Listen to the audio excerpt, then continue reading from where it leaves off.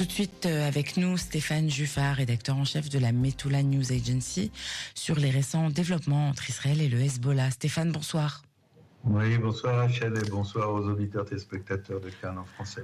Alors Stéphane, parlons tout d'abord de la situation à Baalbek, puisqu'aujourd'hui l'armée israélienne a ordonné une évacuation de la ville de Baalbek, et on a vu des vidéos avec des centaines de véhicules quittant la ville. Des frappes ont été signalées dans la région. Alors que s'est-il passé à Baalbek ? Ce qu'il faut comprendre d'abord, Rachel, c'est que Baalbek, c'est le centre économique du Hezbollah, surtout dans deux domaines. D'abord, la vente de la drogue. Depuis Baalbek, le Hezbollah livre environ 15 à 20% de toute la drogue européenne. Et c'est sa principale source de revenus locale. Et puis la deuxième chose, c'est le trafic des antiquités. Il y a des magasins d'antiquités bidons à Baalbek, soi-disant pour des touristes qui n'existent pas. Mais en fait, on peut négocier tout ce qu'on veut. Bien sûr, des objets historiques qui sont interdits à l'exportation et au commerce, qu'ils viennent de Baalbek elle-même ou de la Syrie, voire de l'Irak, etc. Et donc, ça, c'est la spécificité principale de Baalbek. Et ensuite, à part cela, Baalbek est une région totalement interdite à l'armée et à la police libanaise depuis au moins 20 ans. Donc le Hezbollah, il fait absolument ce qu'il veut, y compris construire des quartiers généraux pour conduire ses opérations militaires, et puis construire des entrepôts d'armes et de munitions. Donc il fallait arriver à ce moment où Israël se décide à détruire toutes ces installations. C'est ce qu'on est en train de faire maintenant. Ça va prendre 3 ou 4 jours. Et pourquoi maintenant, à votre avis, Stéphane Juffat ? Parce qu'on est en train, ces heures ou ces jours, de terminer la conquête de tout le pourtour de la frontière nord d'Israël, c'est-à-dire tous ces villages, toutes ces collines à partir desquelles le Hezbollah tirait, notamment sur mon village de Metula et sur 23 autres localités, et notamment également avec des missiles anti-chars, ceux qui ont détruit nos installations, la rédaction de la MENA. Donc l'idée a été de réoccuper, je dirais, entre 3 et 7 kilomètres à partir de la frontière internationale, une moyenne, disons, de 5 kilomètres. Et tous ces villages, alors non seulement on les a occupés, mais on a fait sauter tout ce qui était lié au Hezbollah, c'est-à-dire énormément de choses, notamment des maisons civiles dans lesquelles les Libanais, la population libanaise entreposait des armes et des munitions, également des tunnels, comme on l'a vu, des explosifs par milliers de tonnes. Donc la décision a été d'occuper toute cette région-là. La dernière région qui restait occupée est la région en face de Metula, justement, la région de Khiam, en gros, et c'est là où se déroulent actuellement les combats. Et parallèlement à cela, surtout par les airs, également par l'artillerie, Tsahal continue de frapper la banlieue chiite de la Dahia au sud de Beyrouth, la région de la Bekaa, comme on le voit maintenant, évidemment les autres zones du Liban sud. Et on pense que avec ces deux opérations simultanées, c'est-à-dire au sol, dans ce no man's land, et Rachel, ce qui est intéressant, c'est jusqu'à maintenant, le no man's land était en Israël, où les populations déplacées n'ont pas le droit jusqu'à maintenant de revenir. Eh bien, le premier résultat de ce changement, c'est que maintenant le no man's land est au Liban. Ce sont les Libanais qui n'ont plus le droit d'y revenir, et puis le Hezbollah n'est plus capable dès maintenant de tirer ces fameux missiles anti-chars de précision, donc de viser précisément les maisons des localités israéliennes sur la frontière. Alors cela, synchronisé avec les frappes en profondeur, on pense, et je pense aussi qu'on a raison en tant qu'analyste stratégique, que dans quelques jours, quelques semaines, le Hezbollah et les Iraniens et les tendances pro-Hezbollah au Liban seront suffisamment ramollis pour devenir sérieux dans les négociations afin d'implanter une cessation des hostilités avec Israël. Et par conséquent, Rachel, en retour des déplacés en Israël, dans nos villages. Alors, justement, la chaîne N12 a rapporté aujourd'hui qu'il y avait un consensus, il y aurait un consensus parmi les dirigeants israéliens sur le fait qu'Israël a largement atteint ses objectifs, un peu comme vous l'avez dit, et qu'elle devrait chercher un cessez-le-feu incessamment sous peu. Alors, selon vous, quels seraient les points essentiels de cet accord de cessez-le-feu ? Vous parlez donc du retour des habitants du Nord, quoi d'autre ? Alors, ce qu'il faut, c'est de ne pas transformer les habitants du Nord en auxiliaires de l'armée ou de la police. C'est-à-dire qu'on ne va pas pouvoir revenir chez nous s'il y a encore des tirs, même comme il y en a maintenant sur le nord d'Israël. Là où je me trouve, à 4 km de la frontière libanaise, dans un hôtel, les gens sont quand même descendus 2 fois aux abris aujourd'hui sous des bombardements de roquettes. Donc ça, c'est pas possible. Il faut donc à la fois la pression militaire, comme on vient de le dire, et en accord diplomatique négocié avec le gouvernement libanais, avec l'accord du Hezbollah ou ce qu'il en reste, et avec la caution des pays médiateurs. Et on sait que les États-Unis ont consulté ces dernières 24 heures les Russes, les Français et les Anglais. Demain, Amos Hochstein, l'ambassadeur spécial personnel de Joe Biden arrive en Israël. C'est pour discuter justement des conditions d'un arrêt des hostilités. Ce qu'on peut en dire, c'est que le Hezbollah, les choses seront d'abord basées sur la résolution 1701. Alors, elle n'est pas parfaite, la résolution 1700, Rachel. Parce qu'elle n'est pas appliquée. Oui, non, mais ce qui est intéressant, c'est que les États-Unis ne veulent pas rediscuter d'une résolution au Conseil de sécurité parce que la Chine et la Russie, qui sont des alliés de l'Iran, y ont le droit de veto. Donc, ils préfèrent prendre la résolution 1701, la modifier un peu ou l'appliquer cette fois dans sa totalité, plutôt que de renégocier pendant des mois dans des conditions difficiles à l'ONU pour une nouvelle résolution. Ça c'est certain.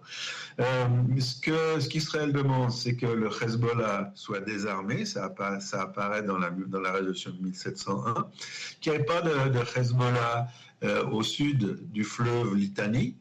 Ça va être discuté, mais ça c'est une condition sine qua non, et qu'il y ait l'établissement d'un mécanisme avec garantie des États-Unis et d'autres puissances médiatrices pour empêcher le Hezbollah de revenir, de retraverser le Litani et bien sûr de se réarmer.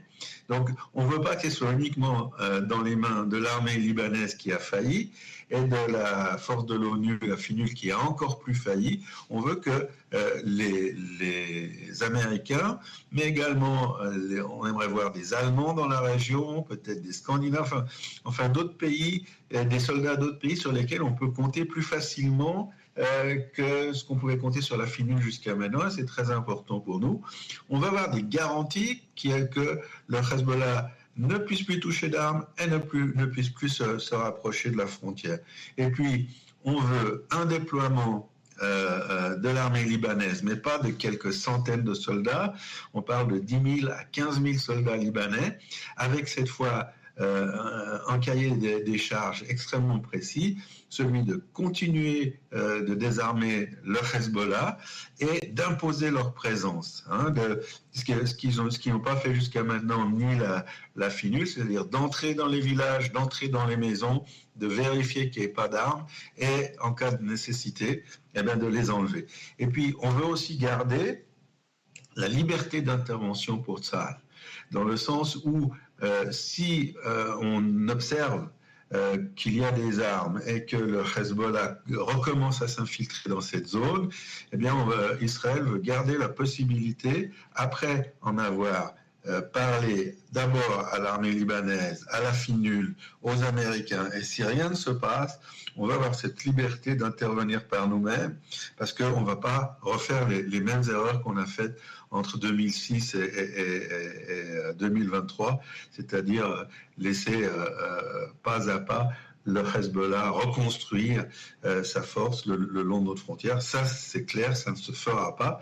Et donc, c'est notre exigence. Et puis, ce qu'on accepterait de faire, si ces conditions sont remplies, il y en a d'abord une autre, c'est-à-dire qu'on veut une supervision des pays médiateurs, c'est-à-dire d'abord des États-Unis, pour empêcher les armes et les munitions d'entrer au Liban. Que ce soit par la Syrie, que ce soit par l'Irak, que ce soit par les airs, que ce soit par bateau. Ça, c'est une autre exigence sine qua non de notre part. Et si toutes ces exigences sont remplies, la première étape, ce serait une acceptation de la part du Liban. On pense que Amos Hochstein de Jérusalem ira directement à Beyrouth pour continuer les négociations. Eh bien, si tout ça s'est rempli, eh bien, on prendra une durée de temps d'à peu près 60 jours. Pendant ces 60 jours, on va voir si ça marche, tout simplement. Et si cela fonctionne, eh bien, au fur et à mesure que l'armée libanaise va se déployer le long de notre frontière, nous, on sera d'accord de nous retirer des positions qu'on occupe aujourd'hui, donc dans ces villages et ces collines avoisinant la frontière. Si ça ne fonctionne pas dans ces 60 jours, on peut toujours s'arrêter et reprendre la bagarre, ce qui ne nous dérange pas plus que ça.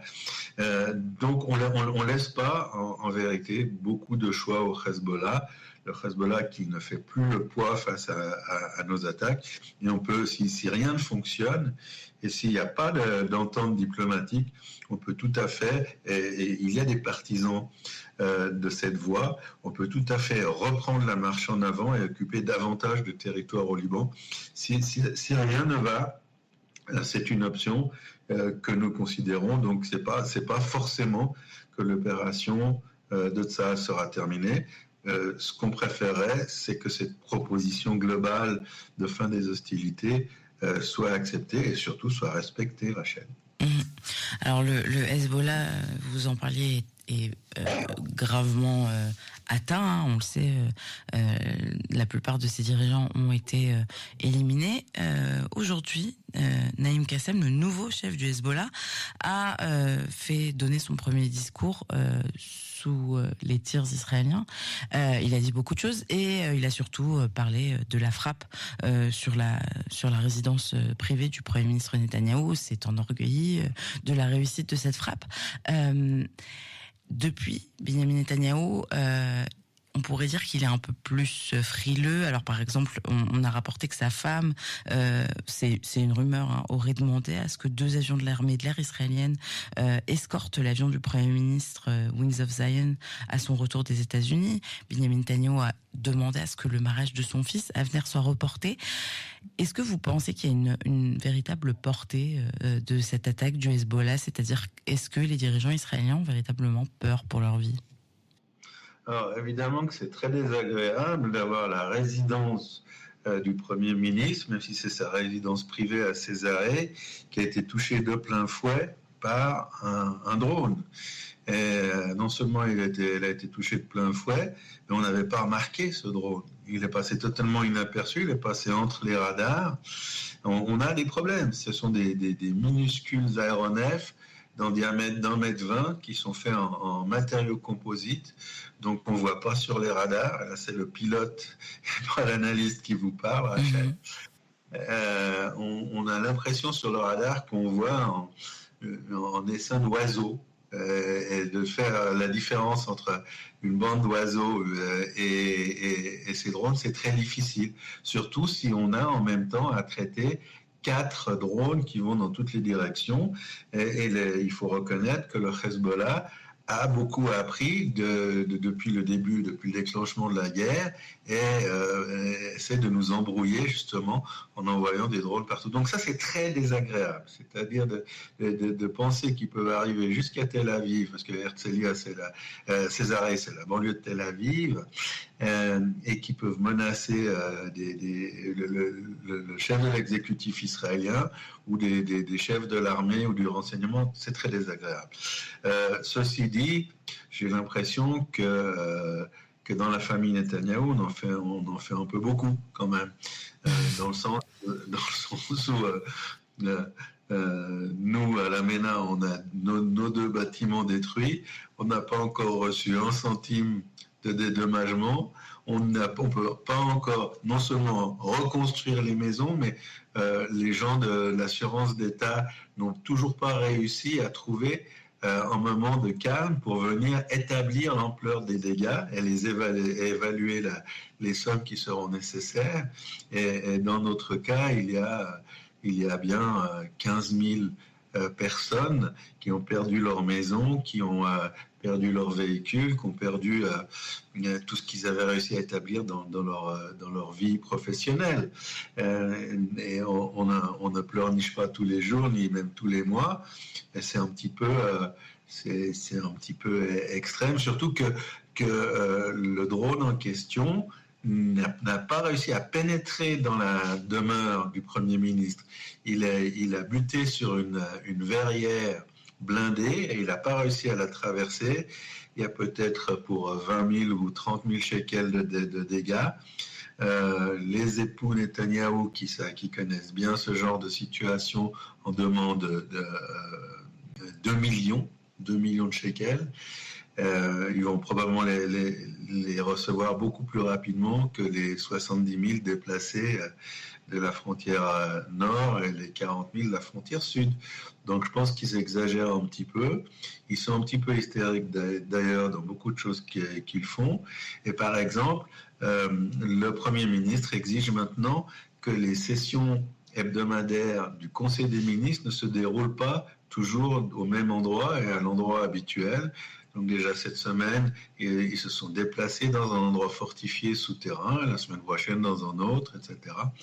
Ok, c'est pas ce qui nous dérange, mais pour répondre à votre question, c'est un petit peu excessif à mon avis. Stéphane Juffat, rédacteur en chef de la MENA. Merci beaucoup. Rachel, rédactrice en chef de Canon Français. Merci à vous et bonne soirée à vous et aux auditeurs téléspectateurs.